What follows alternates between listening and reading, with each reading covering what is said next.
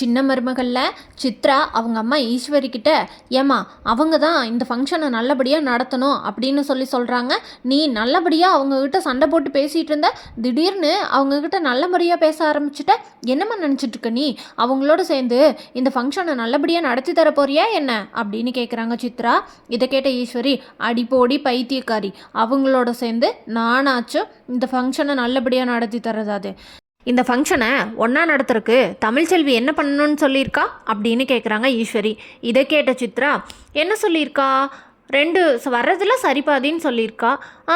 அதைத்தான் நானும் சொல்கிறேன். வர்றதில் சரிபாதின்னு தானே சொல்லியிருக்கா. அப்போது செலவை ஏற்றி விட்டுட்டு தடால் புடால்னு எல்லாத்தையும் பண்ணி விட்டுட்டு 5 லட்சமோ 10 லட்சமோ பில்லை கொண்டு போய் காட்டுவண்டி, அப்போ அவள் என்ன பண்ணுறான்னு பார்க்கலாம் அப்படின்னு சொல்கிறாங்க. பணத்தை கொடுக்க முடியாமல் அவள் தவிப்பாள்ல, எனக்கு அது போதுண்டி, காலை ஃபுல்லாக அவள் அந்த கடனை கட்ட முடியலையே அப்படின்னு சொல்லிட்டு வருத்தப்பட்டு நிற்பாள்ல, அப்போ தெரியும் இந்த ஈஸ்வரி கிட்ட அவள் எத்தனை நாள் சவால் விட்டுருக்கா. அவளை பாரு நான் என்ன பண்ணுறேன்னு அப்படின்னு சொல்கிறாங்க ஈஸ்வரி.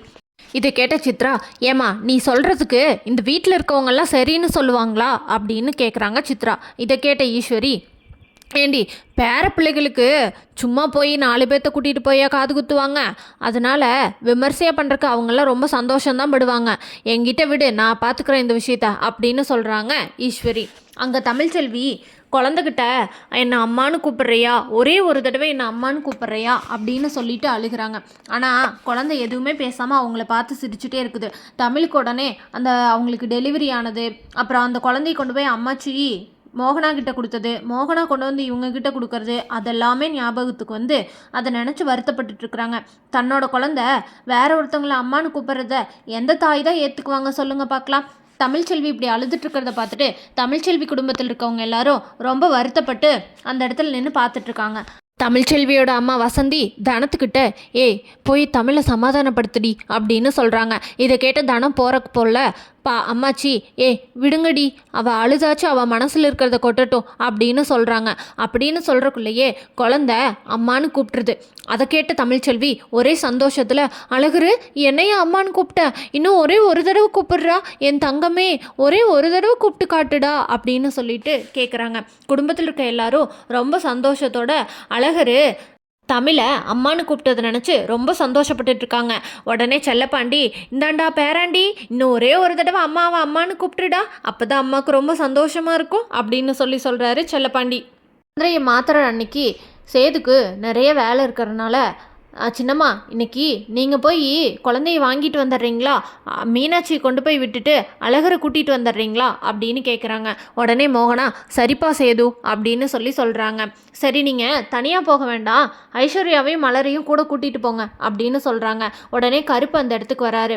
அண்ணே இவங்கள கூட்டிகிட்டு வந்துடுறீங்களா, எனக்கு ஒரு முக்கியமான வேலை இருக்குது, இங்கே கலெக்டர் ஆஃபீஸ்லேருந்து வர சொல்லியிருக்காங்க, நான் போய் அந்த வேலையை பார்த்துட்டு வந்துடுறேன், நீங்கள் வரக்குள்ளே நான் வந்துடுவேன் அப்படின்னு சொல்கிறாரு. உடனே கருப்பு, சரிப்பா சேது அப்படின்னு சொல்லிட்டு, இந்தாம்மா கூடைய கொடு அப்படின்னு சொல்லிட்டு எல்லா பொருட்களையும் வாங்கிட்டு காரில் வந்து ஏறுங்க அப்படின்னு சொல்லிட்டு கூட்டிகிட்டு போகிறாரு அவங்க எல்லாத்தையும். அந்த நேரத்தில் ஐஸ்வர்யா, மாமா நீங்கள் கவலைப்படாமல் போயிட்டு வாங்க, நீங்கள் வரக்குள்ளே அழகர் இங்கே வந்துடுவான் அப்படின்னு சொல்லிட்டு கிளம்பி போகிறாங்க.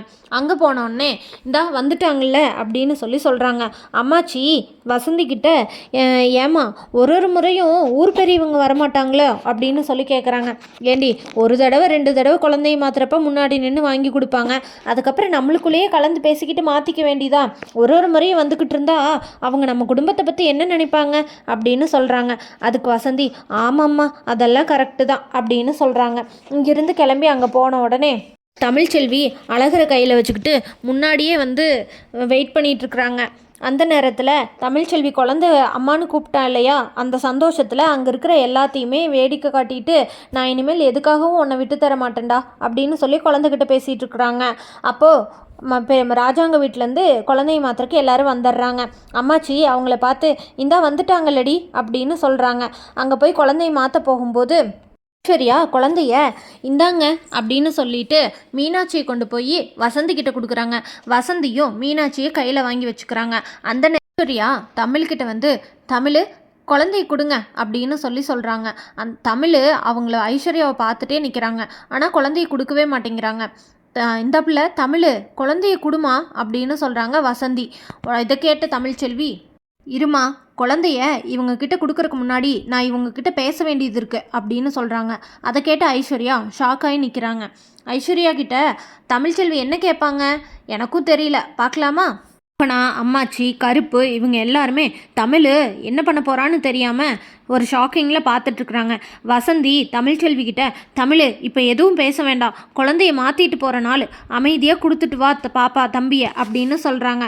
இல்லைம்மா, இது என் குழந்தை, நான் தான் இந்த இடத்துல பேசியாகணும் அப்படின்னு சொல்லிட்டு என் குழந்தைய நீங்கள் என்ன சொல்லி கூப்பிட சொல்லி வளர்த்துட்ருக்கீங்க அப்படின்னு சொல்கிறீங்க. நீங்கள் என் குழந்தைய அம்மானு கூப்பிட சொன்னீங்களா? இங்கே பாருங்க ஐஸ்வர்யா, என்ன தான் நீங்கள் என் குழந்தைய நல்லபடியாக பார்த்துக்கிட்டாலும் என் குழந்தைக்கு நீங்கள் அம்மா ஆகிட முடியாது. நான் 10 மாதம் சுமந்து பெற்றிருக்கேன். இந்த குழந்தை என்னோடது. அதனால் தேவையில்லாமல் இந்த அம்மானு கூப்பிட சொல்லி வளர்த்துறது இந்த வேலையெல்லாம் வச்சுக்காதீங்க, என்ன புரியுதா அப்படின்னு சொல்லிடுறாங்க. இதை கேட்ட ஐஸ்வர்யா கம்முன்னு இருப்பாங்களா, நல்லபடியாக இருப்பாங்களா, இல்லை எப்பயும் போல் வில்லியாக மாறிடுவாங்களான்னு தெரிஞ்சுக்க நம்ம சேனலை மறக்காமல் லைக், ஷேர் அண்ட் சப்ஸ்கிரைப் பண்ணிக்கோங்க.